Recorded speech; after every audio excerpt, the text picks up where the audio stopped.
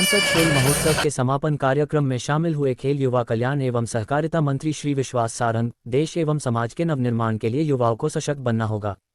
बालाघाट, कटगी, लांजी एवं वारासिवनी में sports complex बनाने की घोषणा। प्रधानमंत्री श्री नरेंद्र मोदी ने वर्ष 2047 तक भारत को विकसित देश बनाने का संकल्प लिया है। भविष्य में देश को कैसा बनाना है और उसका क्या स्वरूप होगा, इसकी प्लानिंग वर्तमान में ही करना होगा। इसके लिए देश के युवाओं को देश एवं समाज के नवनिर्माण में लगाना होगा और इसके लिए युवाओं को शारीरिक, मानसिक व सांस्कृतिक रूप से सशक्त बनना होगा। इसमें खेलों के आयोजन की महत्वपूर्ण भूमिका है। मध्य प्रदेश शासन के खेल युवा कल्याण एवं सहकारिता मंत्री श्री विश्वास सारंग ने 23 दिसंबर को बालाघाट में आयोजित सांसद खेल महोत्सव के समापन कार्यक्रम में उपस्थित खिलाड़ियों, युवाओं एवं आमजन को संबोधित कर रहे थे।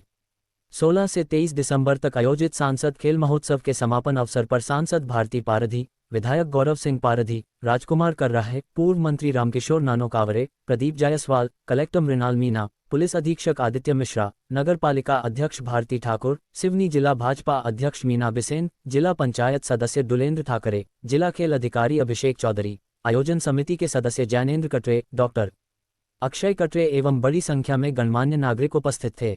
कार्यक्रम के मुख्य अतिथि मंत्री विश्वास सारंग ने बालाघाट सिवनी संसदीय क्षेत्र की जनता को जागरूक एवं दबंग सांसद चुनने के लिए बधाई देते हुए कहा कि सांसद भारती पारधी एवं उनकी टीम ने इस बड़े कार्यक्रम का अच्छा आयोजन किया है। देश में प्रधानमंत्री श्री नरेंद्र मोदी एवं प्रदेश में मुख्यमंत्री डॉक्टर मोहन यादव के नेतृत्व वाली सरकार खेलों को प्रोत्साहित कर रही है और ग्रामीण क्षेत्रों की प्रतिभाओं को आगे आने का अवसर दे रही है। प्रधानमंत्री श्री नरेंद्र मोदी के नेतृत्व में सरकार बनने से देश में आमूलचूल परिवर्तन हुए हैं। हर क्षेत्र के समग्र विकास पर ध्यान दिया गया है।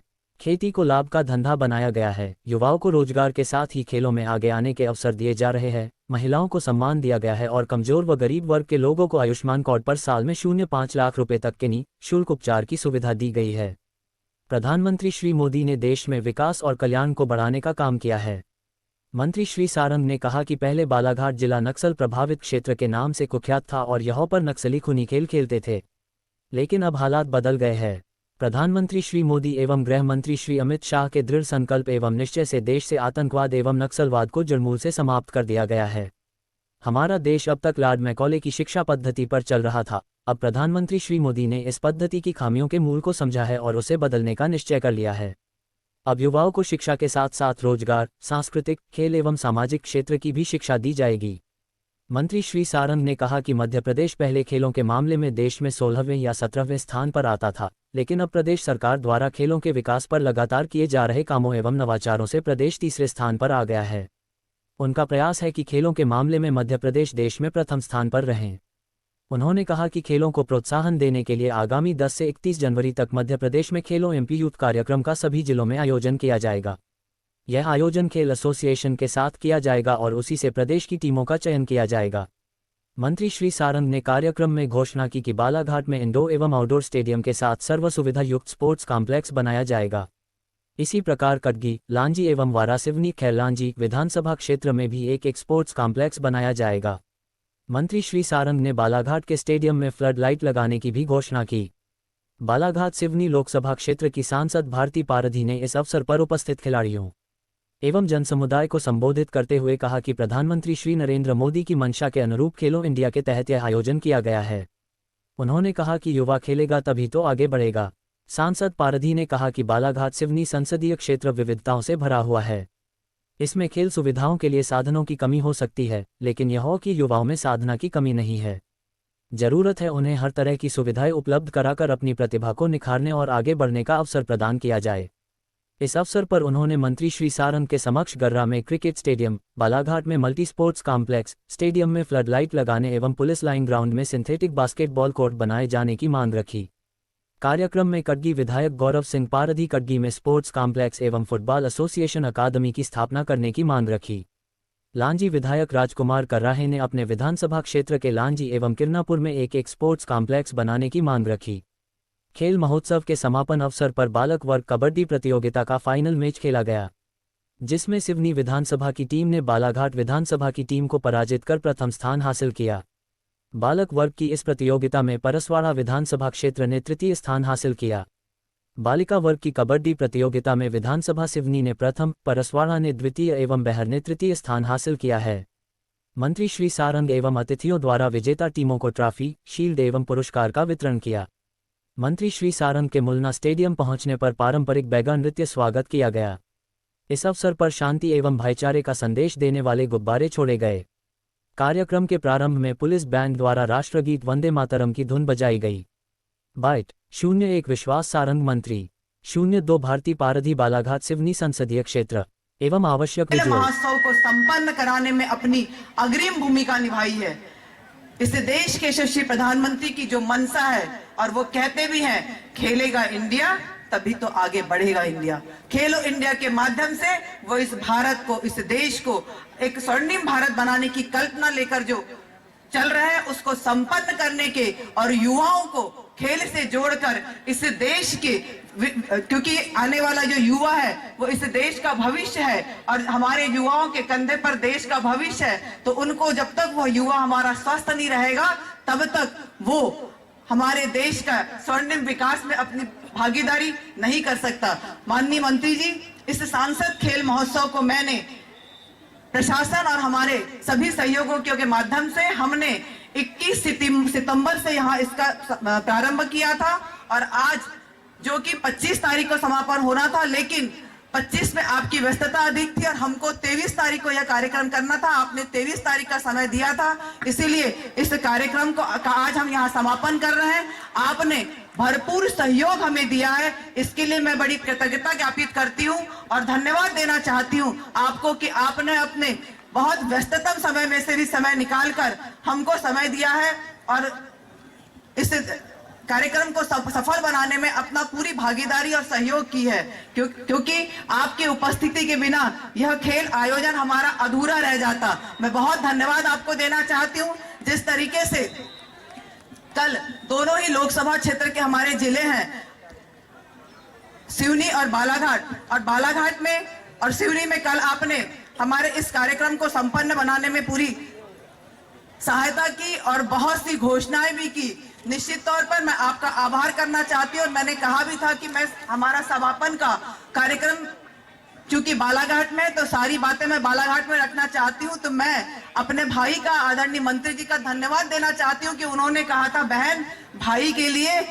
के लिए भाई का सदा हाथ खुला है, आप तो मांगो आपको क्या चाहिए। मैं धन्यवाद देना चाहती हूँ कि आपने कल हमारी सिवनी की मांगों को पूरा किया है।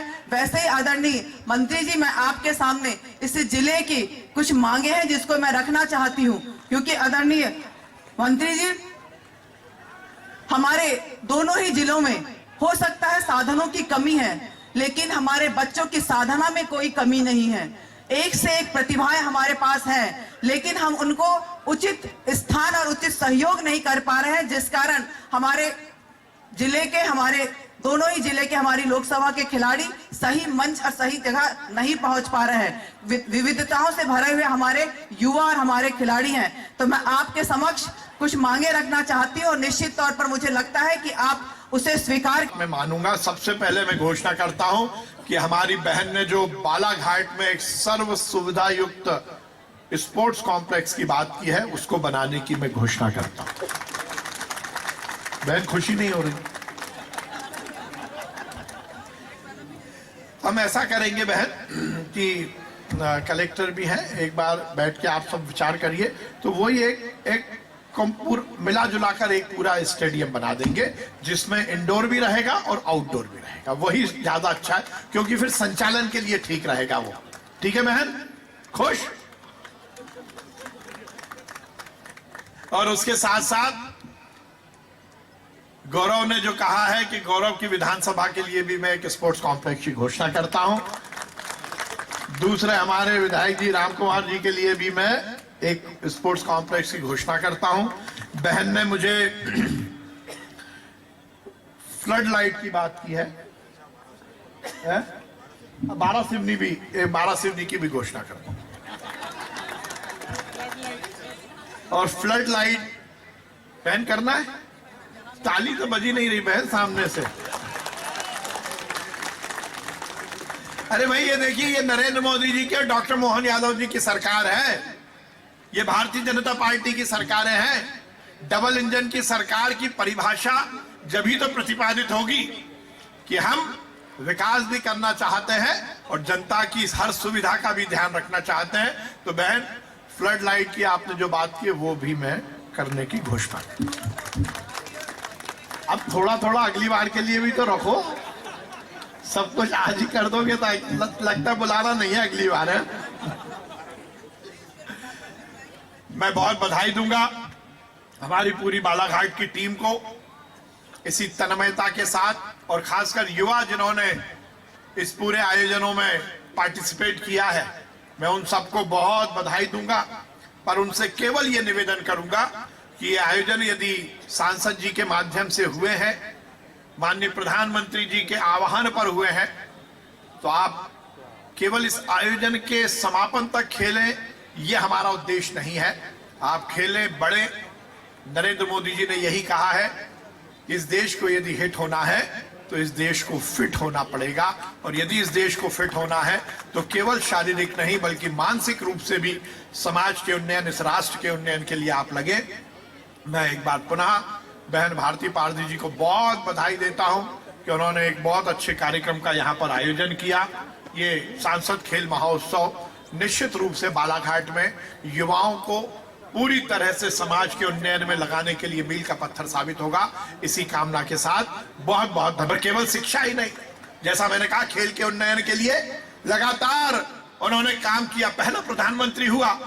यदि इंडिया की टीम क्रिकेट के मैच में हार जाती है तो समस्त प्रोटोकॉल को तोड़कर हमारा देश का यशस्वी प्रधानमंत्री था जो ड्रेसिंग रूम में गया और हमारे खिलाड़ियों की हौसला अफजाई की कि कोई दिक्कत नहीं, अगली बार देखना, जीत और हार तो खेल का मुख्य अंग होता है।